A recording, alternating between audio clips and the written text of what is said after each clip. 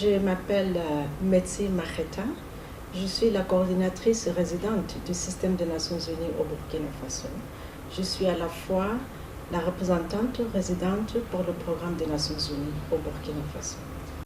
Moi, c'est Madame Kabouré Valérie. Je suis productrice, réalisatrice de cinéma et je dirige des sociétés de production, Média 2000 et récemment Africa Broadcast Studio, Studio ABS, qui est un projet en développement. Je m'appelle Mawa, c'est mon prénom. Je suis née Bamba et mariée à un monsieur qui s'appelle Monsieur Paroms. Du coup, je suis Madame Paroms et tout le monde m'appelle comme ça. Je suis connue plus souvent comme Madame Mawa Paroms. Alors, je suis Aminata Kassé, directrice résidente de NDI Burkina. Je suis le professeur Bonani Blandi, épouse Thieba.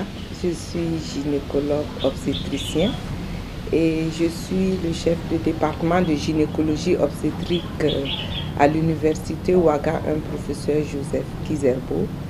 Et je suis chef de département au centre hospitalier universitaire Yalgado Ouedraogo à Ouagadougou. Je suis Josiane Diallo Ouedraogo. Je suis gynécologue obstétricienne, expert en santé sexuelle et reproductive. Je suis également chirurgienne vaginaliste et je suis très engagée dans le milieu associatif. Ça a été un parcours atypique, mouvementé et très riche du point de vue développement même personnel et relationnel, riche du point de vue professionnel, aussi bien du point de vue sensibilité culturelle.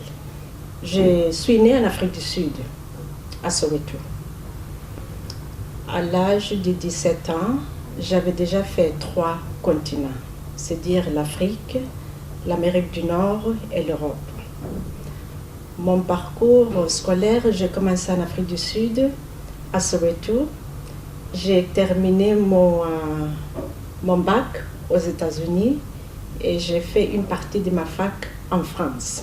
Et après le baccalauréat que nous avons eu en 1977, nous avons effectué des études médicales à Dakar et couronné par le diplôme de doctorat d'État en médecine en 1985. Puis nous avons fait la spécialisation en gynéco-obstétrique à Dakar toujours. Et nous sommes rentrés ici en 1992. Et donc, depuis 1992, je suis gynécologue obstétricien et j'exerce ma profession de gynécologue obstétricien. Donc, j'ai fréquenté l'école primaire de Kouitenga et j'ai fait le début du secondaire au collège Notre-Dame de Kolonaba. Après Kolonaba, j'ai fait le lycée technique Charles Labugéry. Et à l'université, je suis allée directement à l'Institut africain d'études cinématographiques. Donc ça a été un parcours sans beaucoup de difficultés, simplement parce que l'encadrement était bien à l'époque. Sur le plan professionnel, j'ai fini mon 2A depuis 1991 en France. C'est vrai qu'après l'université de Ouaga, j'ai fait l'université de Paris, la Sorbonne Nouvelle, Paris 1, ensuite Paris 7. Et je suis rentrée en 1991 avec un 2A, diplôme d'études approfondies, inscrite même à la thèse, mais je n'ai jamais eu le temps de terminer ma thèse. Alors, mais j'ai commencé directement par le privé. J'ai créé ma boîte Média 2000 depuis donc 1991, qui fait dans la production audiovisuelle et puis dans la communication. Depuis l'école primaire de Kolonaba, voilà. Donc, et puis l'école primaire de Paspanga C. Et après, donc, ça a été le collège Notre-Dame de Kolonaba. Après un bref séjour au lycée Zenda, après le BPC, le lycée Bordeaux, où j'ai eu mon baccalauréat, série D, et l'université de Ouaga, où j'ai été formée médecin généraliste. Quant à la gynécologie, c'est l'école de Cotonou et en complément de Cotonou, nous sommes allés une année et demie, pratiquement 2 ans en France pour compléter. Parce que le plateau technique, quand on va à l'école de la spécialité, il faut compléter avec un plateau technique qui est tout à fait relevé. Et dans ce sens, nous sommes allés à Caen, en France. Nous avons donc pu obtenir le diplôme de gynécologue obstétricienne. Donc le diplôme, c'était en 97.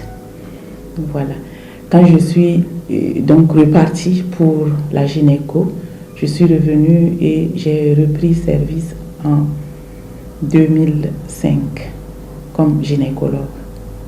J'ai eu un parcours scolaire tout à fait banal, je dirais. J'ai eu la chance d'avoir des parents qui mettaient l'éducation au centre de tout.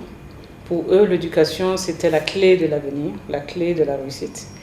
Et du coup, j'ai pu faire un parcours sans problème, du point de vue du primaire, du collège et après le lycée. Et puis, l'université, j'ai choisi de faire du droit.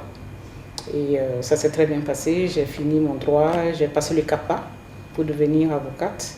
Et puis, par la suite, j'ai fait un stage de 3 ans dans un cabinet d'avocats. Et puis, voilà mon parcours. Très simple, comme je disais, rien de particulier.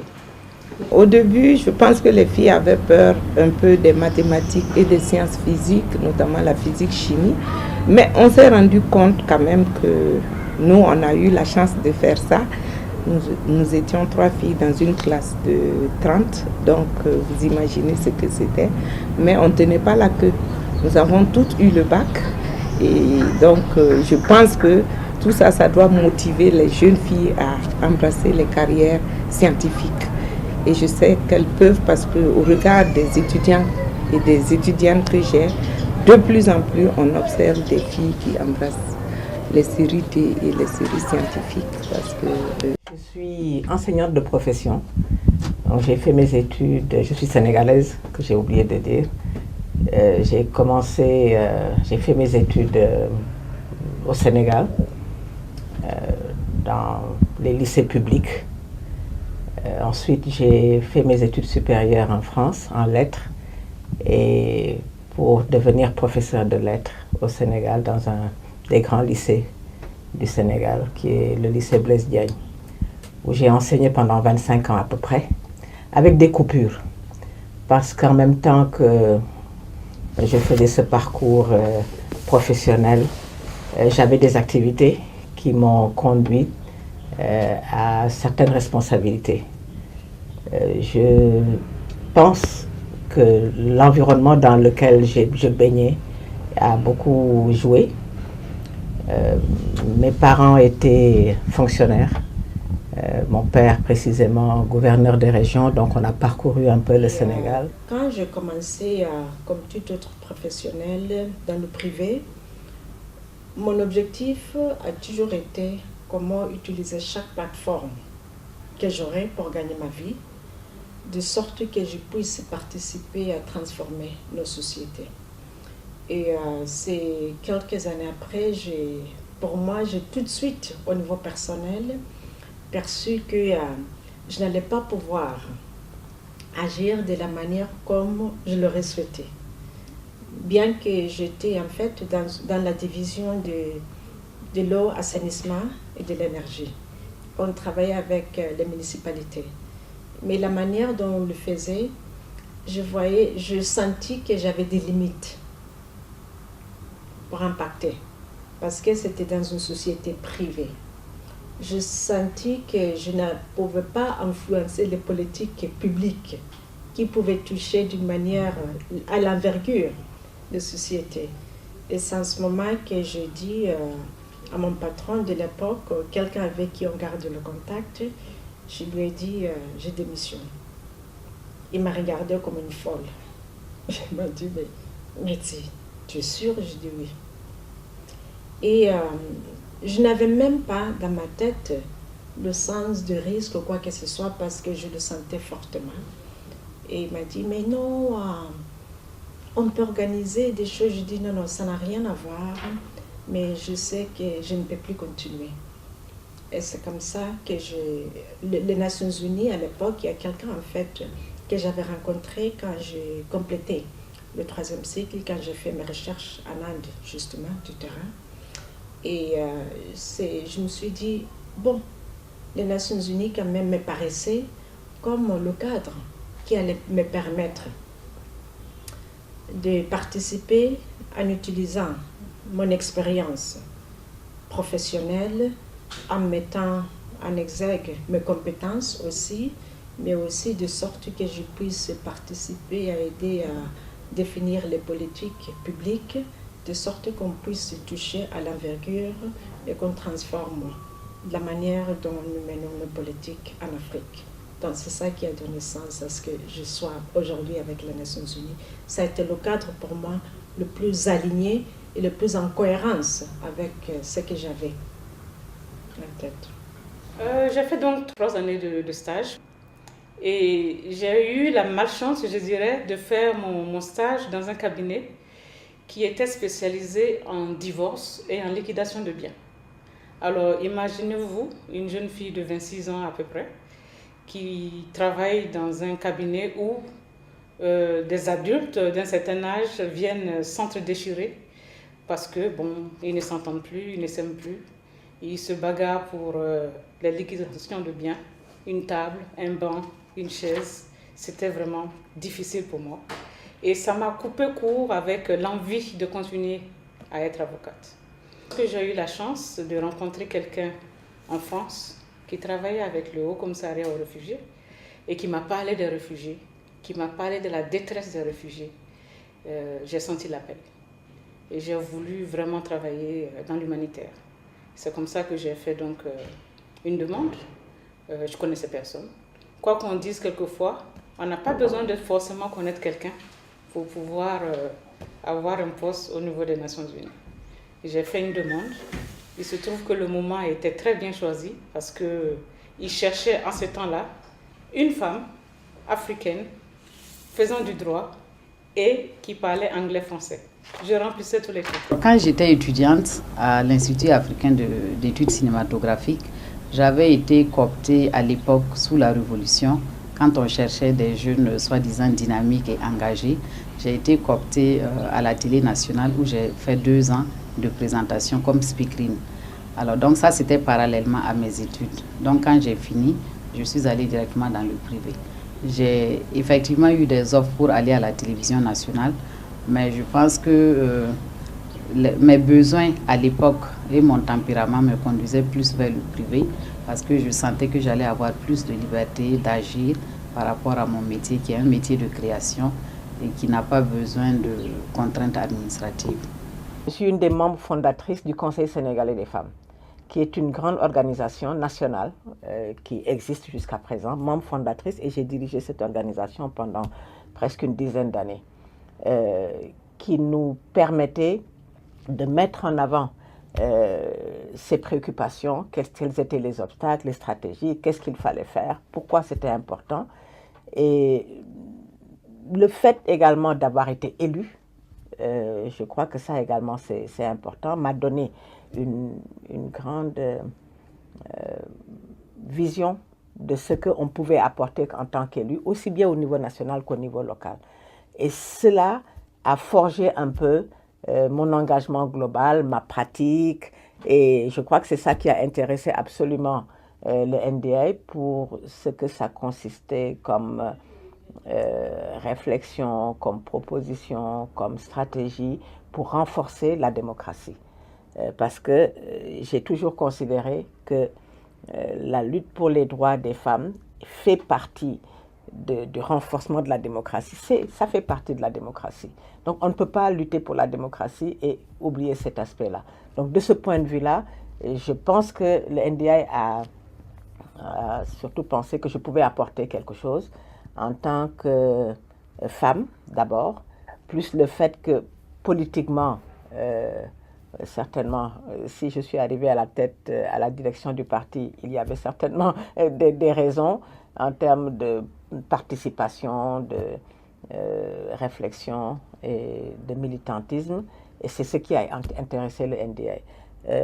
Moi, j'ai j'ai considéré que j'avais ma petite contribution à apporter de ce point de vue-là, puisque notre travail à nous consiste à créer les conditions pour que les acteurs, on ne peut pas les changer, ce sont ces acteurs-là qui vont faire qu'un pays va se développer, va avancer dans son système de gouvernance, etc. Ce sont ces acteurs qui vont le faire. Donc, créer les conditions pour que les acteurs puissent participer, décider avec leur propre souveraineté de ce qui est possible de faire. Le NDI a et c'est ça qui m'a plu d'ailleurs, cette approche très ouverte avec beaucoup de, comment on va dire, beaucoup d'ouverture pour une participation de tous, inclusive, valoriser les minorités, valoriser les groupes et leur donner les groupes vulnérables, etc., leur donner la possibilité. Et c'est cette ouverture, cette approche ouverte, globale, qui ne vient pas imposer une manière de voir, mais qui vous donne la possibilité, avec les acteurs concernés, de réfléchir aux meilleures solutions, aux meilleures stratégies. C'est cela qui m'a plu dans le NDI. Je suis profondément panafricaniste. Je crois en l'Afrique. Je crois en nos possibilités. Je pense que nous avons des populations qui ont le droit au développement. Et le faire, travailler à cela dans mon pays ou le faire ailleurs dans un autre pays africain, cela n'a... Voilà, le problème ne se pose pas. Je me sentirais tout à fait à l'aise dans un autre pays. Et j'ai pensé que de la même manière que dans mon pays, d'autres continuent à le faire, je peux venir le faire ici. Et le contexte est favorable parce que dans tous nos pays, les populations veulent de plus en plus vivre mieux et participer. Concerne le bureau du Burkina que nous avons ouvert en 2004, je l'ai ouvert moi-même avec 3 personnes.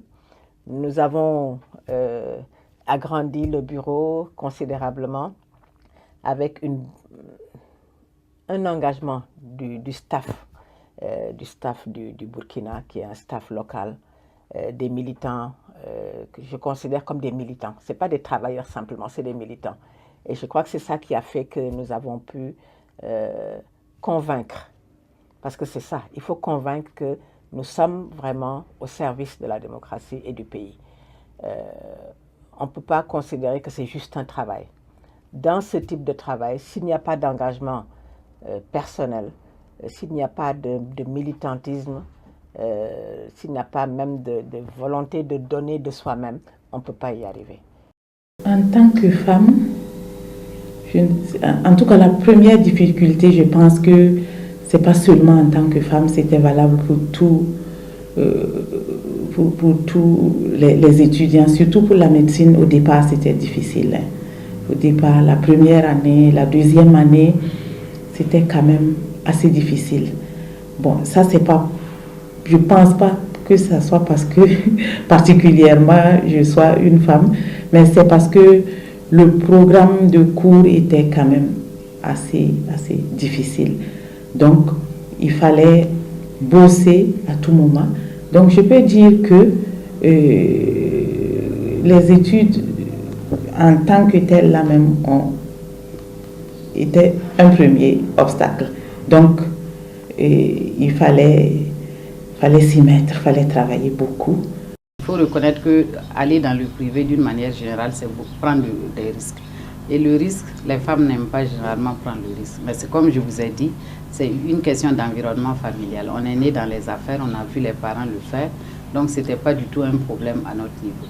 Maintenant, en tant que femme, les difficultés que j'ai pu rencontrer, ça, il n'y a pas zéro difficulté. Maintenant, c'est une question de personnalité à mon avis. Vous savez que c'est le milieu des affaires, ça peut être un milieu de harcèlement, quel que soit le lieu, même en allant négocier un marché, etc.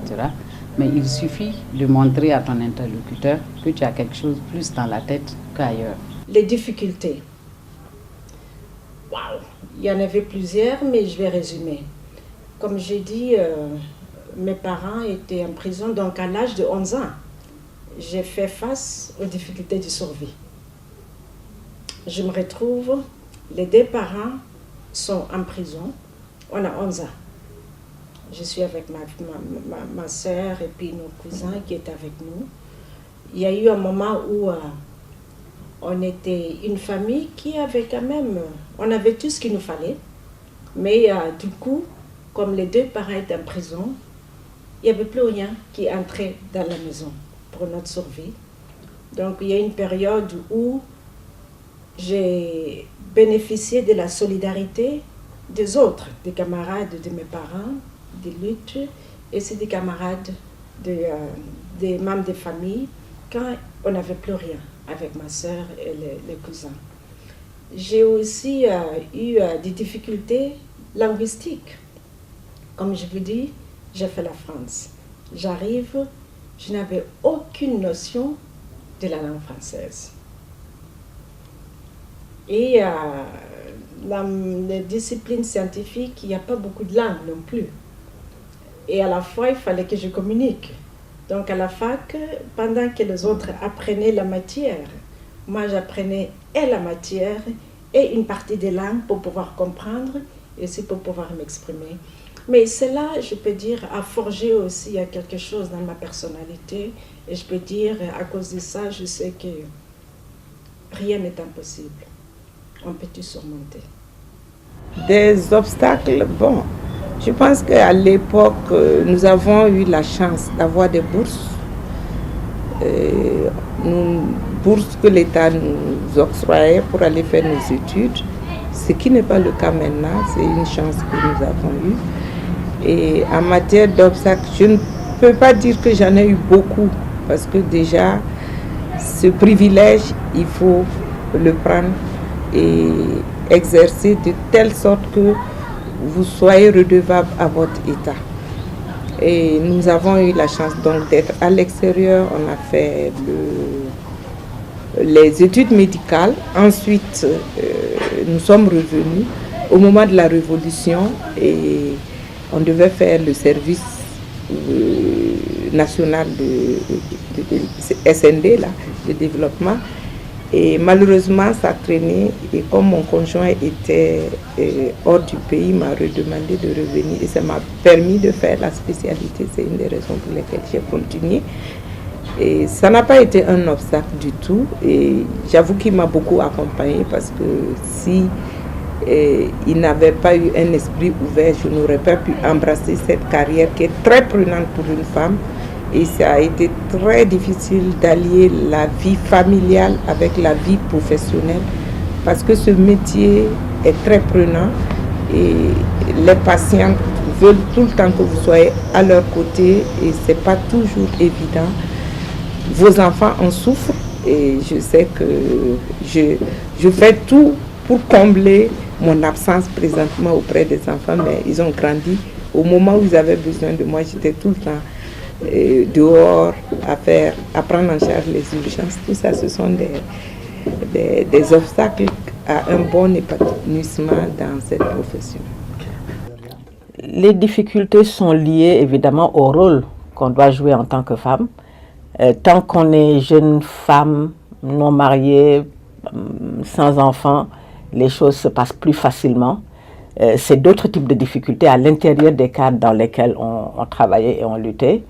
Je suis d'un parti de gauche.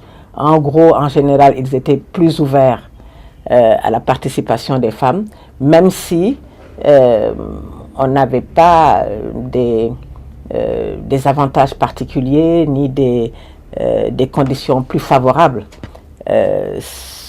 Il fallait expliquer, montrer par la pratique qu'on était capable, plus peut-être que d'autres. C'était beaucoup plus facile pour les hommes d'aller aux réunions, d'y rester jusqu'à 20h, 23h parfois. Je me souviens de congrès de syndicats ou d'assemblée générale où on restait toute la nuit. Tant que j'étais jeune femme non mariée, c'était beaucoup plus facile et j'ai pu y participer. Évidemment, ce sont ces conditions-là qui rendent difficile en fait les obligations qu'on a dans la maison, dans la famille et les allier avec les responsabilités et même le militantisme simplement. Aller faire des tournées dans les régions, on ne comprend pas qu'une jeune femme accompagnée d'autres hommes ou d'autres militants puissent parcourir le Sénégal, aller faire des campagnes électorales. C'était beaucoup plus difficile, évidemment, quand on s'est marié, quand je me suis mariée. Je pense que je travaillais beaucoup. J'étais très sérieuse à l'école. Je pense que beaucoup de choses dépendent de la volonté de la personne elle-même. Je prenais les études très au sérieux, j'étais très assidue à l'école. J'étais très organisée aussi. Quand je rentrais à la maison après l'école, je faisais mes devoirs, c'était la première chose à faire. Le contexte de l'apartheid, et aussi a forgé, bien sûr, mon engagement d'une manière générale. Ça a été aussi le rôle de mes parents et surtout mon père. Je me souviens, j'avais 7 ans. Il y avait un incident que je ne comprenais pas. On m'a dit qu'il y a un jeune Sud-Africain qui allait être tué en fait par le régime d'apartheid. Je demande à mon père pourquoi. Mon père m'a donné brièvement le contexte, mais j'ai 7 ans, je ne comprends toujours pas. Il dit que bon, c'est ce jeune parce qu'il était contre le régime. Je dis mais pourquoi on le tue? Parce que ça ne va pas. Et je demande à mon père concrètement pourquoi est-ce qu'on fait ça? Il me dit c'est pour qu'on puisse s'autodéterminer. Je dis ça parce que depuis que mon père a prononcé ce mot, j'ai 7 ans. Ce mot avait tellement du sens, ce mot était tellement simple. On a 7 ans, on a ses rêves, on voit le monde, on a des choses dans la tête. Donc je me suis dit, ah, ok. Donc, comment on fait pour s'autodéterminer? Il me dit, non, il faut se préparer, mais en Afrique du Sud, il faut faire plus. Je pense que l'environnement familial y a été pour beaucoup, parce que, comme je vous ai dit, on a eu une mère très battante. Quand les gens nous félicitent, on se demande ce qu'ils voient en nous, parce qu'on estime dans la famille qu'on n'a même pas fait le 10e de ce qu'elle a fait.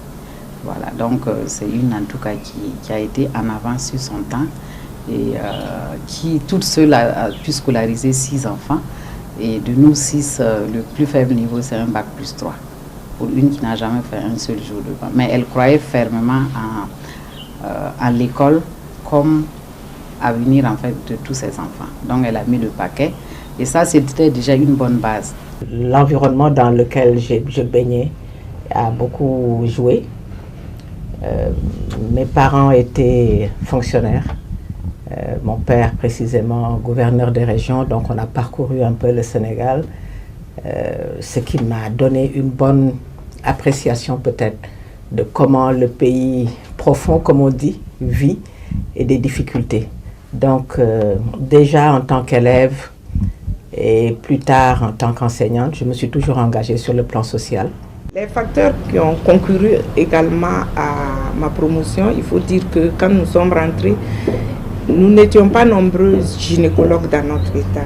J'ai été la 3e femme gynécologue du pays. Donc, ça, ce sont des éléments à prendre en compte. J'ai rencontré au niveau professionnel des aînés et des maîtres qui m'ont permis d'avancer. Au professeur Koné Bibiane, au professeur Jean Lankwandé, au professeur Michel Akochanga et Dao Blami qui m'ont précédé dans ce domaine-là. L'environnement professionnel également et toute l'équipe médicale et paramédicale du département de gynéco-obstétrique au CHU Yagado et Drago, ainsi qu'à l'université. Nous avons des maîtres à l'université qui nous ont accompagnés, qui nous ont encadrés pour que nous soyons ce que nous sommes aujourd'hui.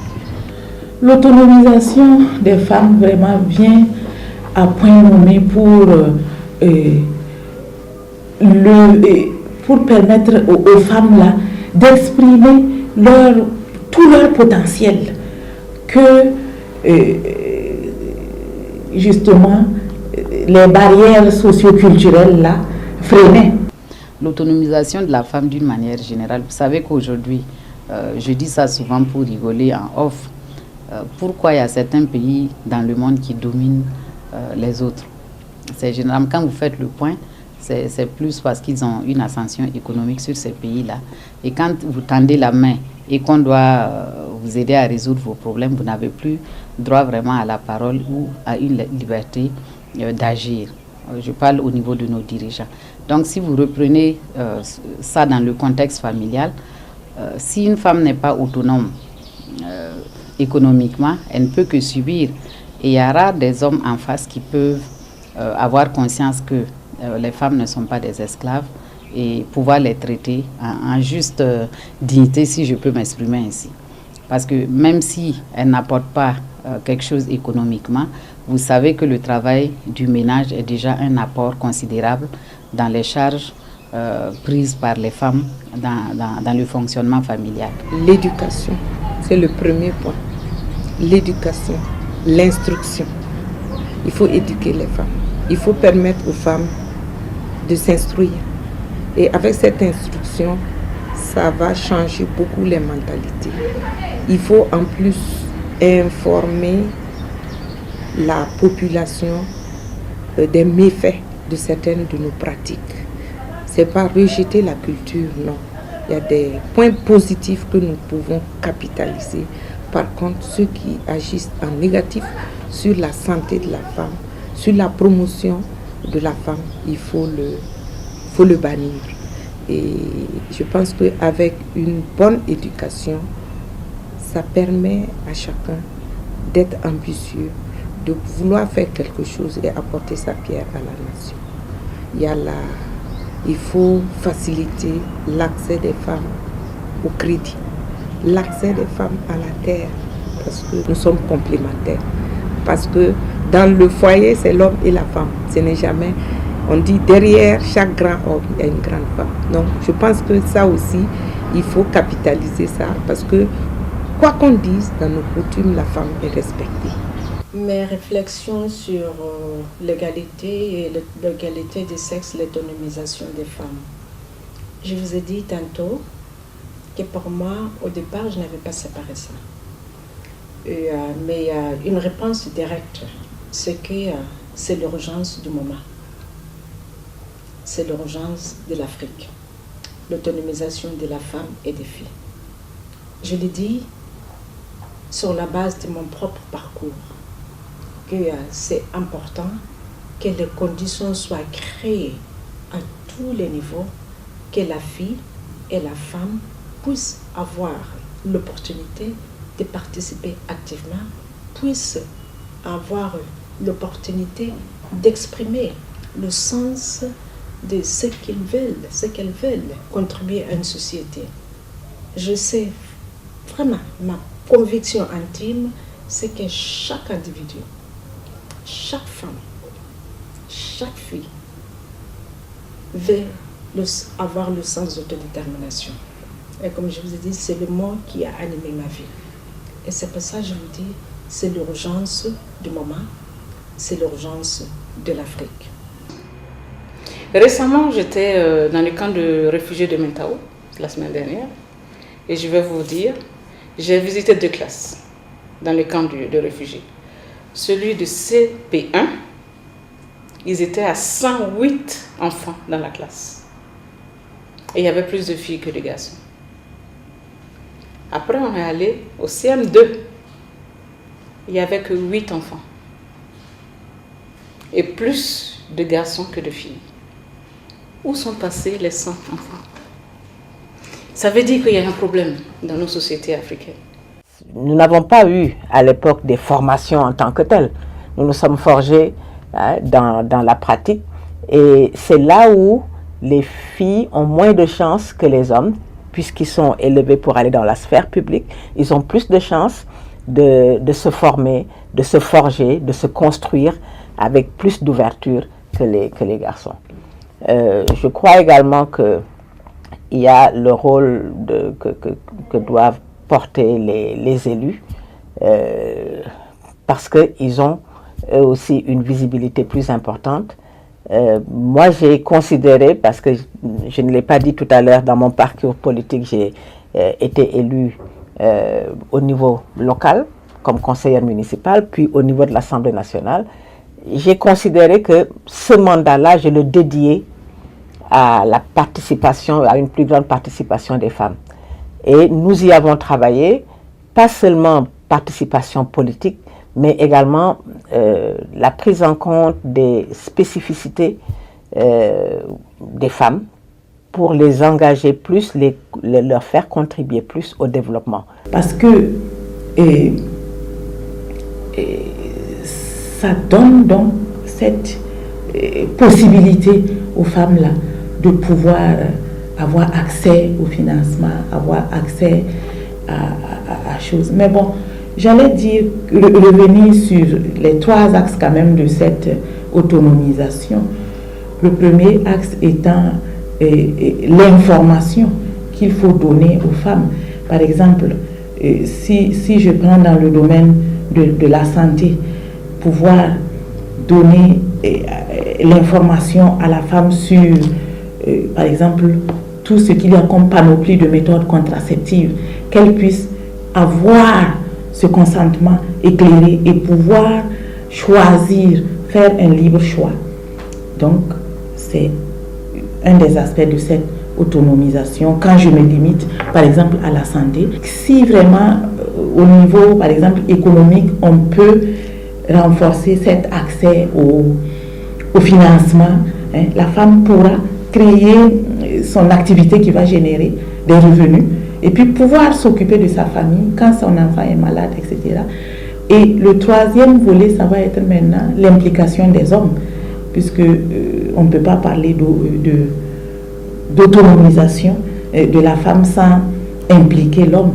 Donc, au niveau de la santé, on avait une approche qui était déjà, en tout cas quand, par exemple, on prend l'école des maris en ce qui concerne le planning familial, donc pouvoir donc intégrer l'homme, parce que le dernier mot en réalité, ça va revenir à l'homme.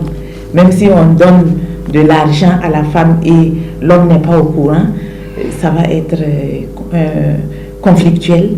Et puis bon, donc à mon sens, l'autonomisation va participer vraiment à améliorer beaucoup de choses.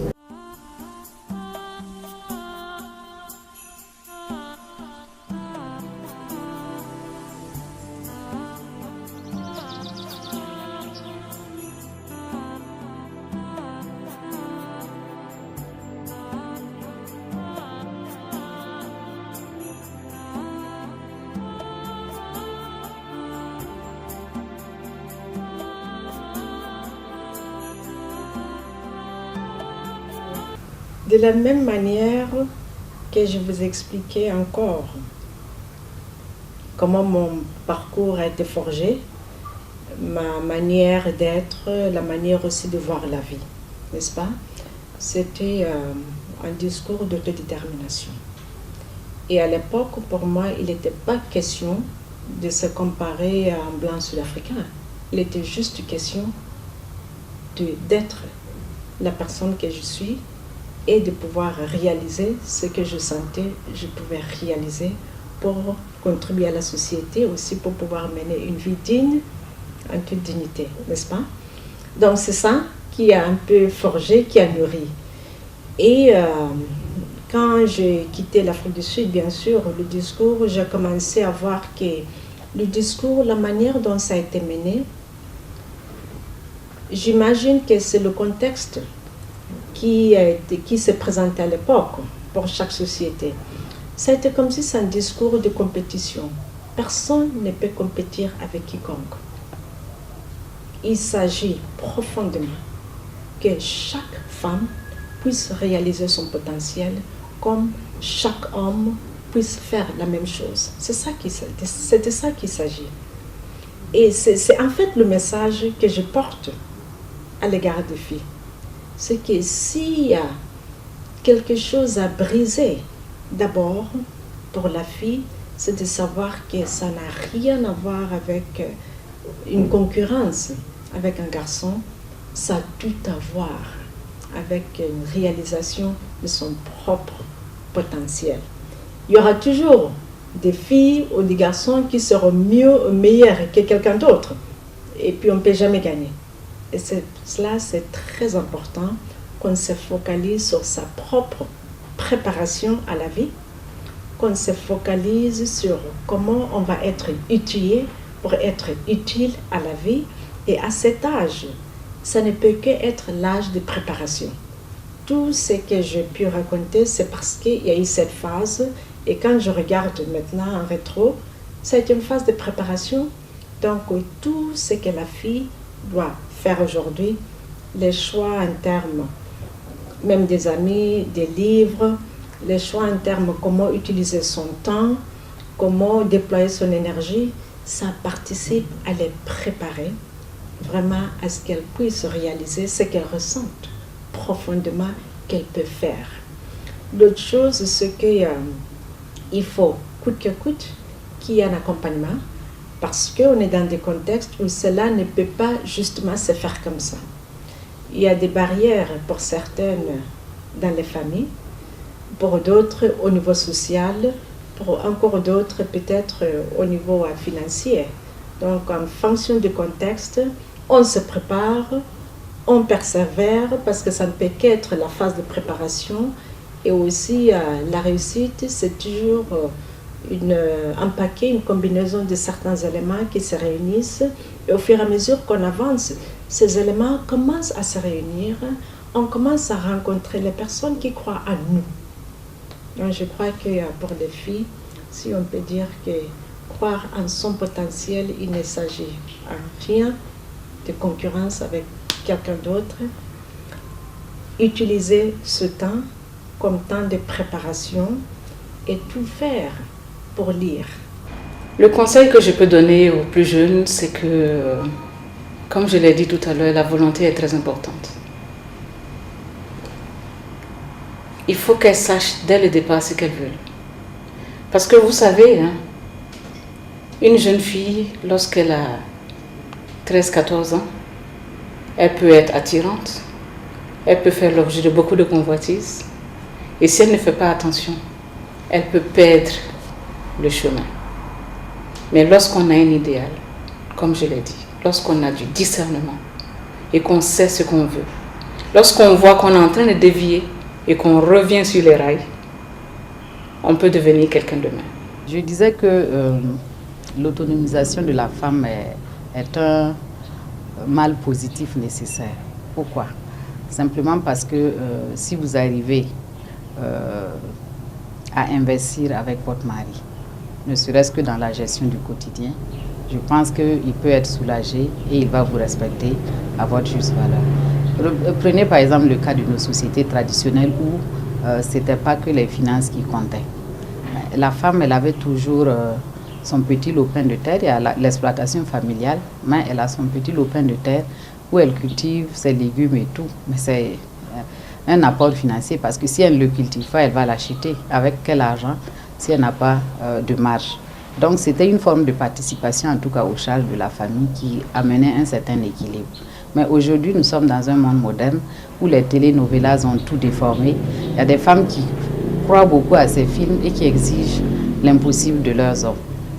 Bon, après, on est étonné des coups de pilon et des coups de bâton et des maltraitances. Donc moi, l'appel que je lance à toute personne, qu'on soit homme ou femme, vous ne pouvez pas vivre au crochet de votre prochain. Que ce soit même les parents, vous voyez en Europe, à partir de 18 ans, on vous met pratiquement à la porte pour dire ça suffit, maintenant j'ai joué ma partition. À plus forte raison, un homme qui doit vous prendre en charge toute la vie. Bon, je vois que la société a évolué, il y a aussi des gigolos qui s'accrochent aux sacoches des femmes. Le monde ne peut pas fonctionner comme ça, il faut de l'équilibre. Je crois que tout parent aspire à ce que son enfant réussisse, à ce que son enfant aille plus loin que soi-même. C'est ce que tous les parents recherchent. Seulement, ils le font dans un environnement culturel donné. Quand pour une société, pour qu'une femme réussisse, il faut qu'elle soit mariée, c'est le but. C'est vrai, c'est important qu'elle se marie, qu'elle ait des enfants. C'est un rôle social absolument important. Mais est-ce que c'est suffisant? Quelle est notre responsabilité en tant que parents quand nous mettons au monde des enfants et que nous voulons qu'ils avancent dans une société, dans des pays de plus en plus complexes, dans des situations de plus en plus complexes. Donc, c'est donner à ces enfants, qu'ils soient femmes ou qu'ils soient filles ou garçons, leur donner le plus de possibilités, d'opportunités, de capacités pour que ces enfants puissent progresser dans la vie.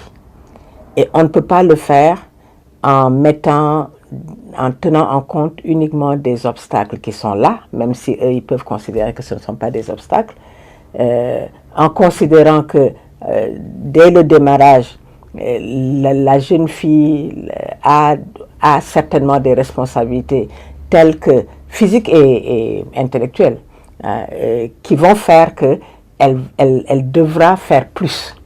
Comment les préparer? Donc c'est ça, à mon avis, le plus important, donner à chaque enfant, à chaque être humain, parce que c'est un futur citoyen, les possibilités et les capacités de s'épanouir dans nos sociétés telles qu'elles sont. Bon, j'allais dire que ça va être d'abord l'ambition. Il faut être ambitieux. Ensuite, il faut donc se dire que, comme je le disais pour moi-même, pouvoir impacter d'abord les jeunes même entre eux.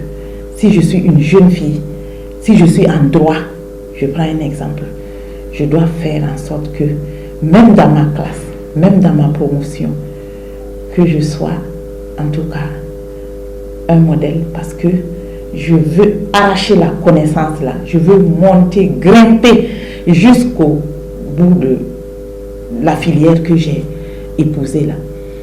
Et puis, la volonté d'impacter ceux qui vont venir après moi. Le premier conseil, c'est le travail. C'est le travail. De ne pas se sous-estimer. Chacun a un potentiel qu'il faut valoriser. C'est pas parce que je n'ai pas fait de grandes études que je ne peux pas réussir dans ma vie. Tout le monde a sa chance. Il faut savoir attraper cette chance quand elle se présente. Et ne pas toujours reposer sur autrui. En Afrique, on dit que quand on dort sur la nappe d'autrui, on dort par terre. C'est dire qu'il faut se battre, il faut travailler. C'est le travail qui va payer et être ambitieux. Ambitieux dans la mesure des possibilités qui nous sont offertes. Et je pense que c'est à ce prix-là que nous pourrons évoluer. Et je sais que les femmes ont la capacité. Il faut ouvrir tous les métiers aux femmes. On a les mêmes capacités, parfois qu'on a des meilleures capacités. Et avec notre approche féminine aussi, on apporte un plus dans la construction de ce pays et du monde en général. Alors, à l'endroit des jeunes filles qui veulent en tout cas emboîter le pas des aînés que nous sommes en matière de l'entrepreneuriat féminin, je les encourage parce qu'aujourd'hui, tout est là. Il y a des institutions financières qui ont compris et qui s'engagent. Il y a l'administration qui s'engage. Il y a des projets d'incubateurs qui se font. Il y a des fonds alloués aux jeunes. Il y a des fonds alloués aux femmes. Alors qu'en notre temps, on a travaillé peut-être 10 ans avant de pouvoir prendre un crédit. Quand tu avais un crédit, c'était peut-être au niveau familial où tu demandes de l'aide ponctuelle et puis après tu rembourses. Pour cette génération-là, je dirais aussi, il faut faire votre propre marketing. Oui. Il faut tout préparer parce qu'on ne sait jamais. On peut vous surprendre. On peut un jour venir vous demander de témoigner. Donc, tout ce que vous faites là, il faut essayer de capitaliser ça, de conserver parce que une carrière, ça s'archive. Voilà, c'est ce que j'allais dire. Et puis, je leur souhaite beaucoup de chance. Surtout qu'il y a une volonté politique qui est derrière, je pense que ça devrait marcher.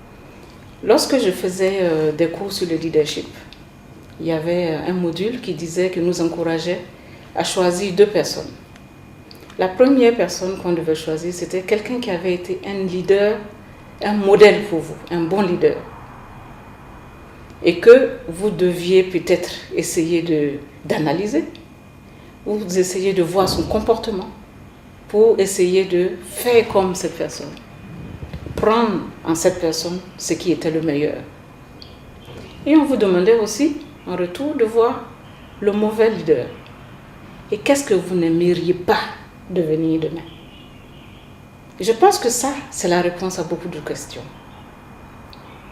Je ne pense pas que je suis quelqu'un d'extraordinaire, mais je pense que j'ai fait un parcours très intéressant. Parce que non seulement j'ai fait des études de droit qui m'ont ouvert l'esprit, j'ai réussi à beaucoup voyager, à connaître beaucoup de gens, à connaître beaucoup de cultures. Et aujourd'hui, je me retrouve au Burkina Faso, un pays accueillant, où je me sens vraiment à l'aise, où j'ai aussi beaucoup appris. Et avec le travail que je fais, je deviens chaque jour une meilleure personne. Et je pense que si je dois dire quelque chose à une jeune fille, je lui dirais, choisis quelqu'un, regarde autour de toi. Regarde, vois quelqu'un que tu vas choisir, en qui tu vas te retrouver.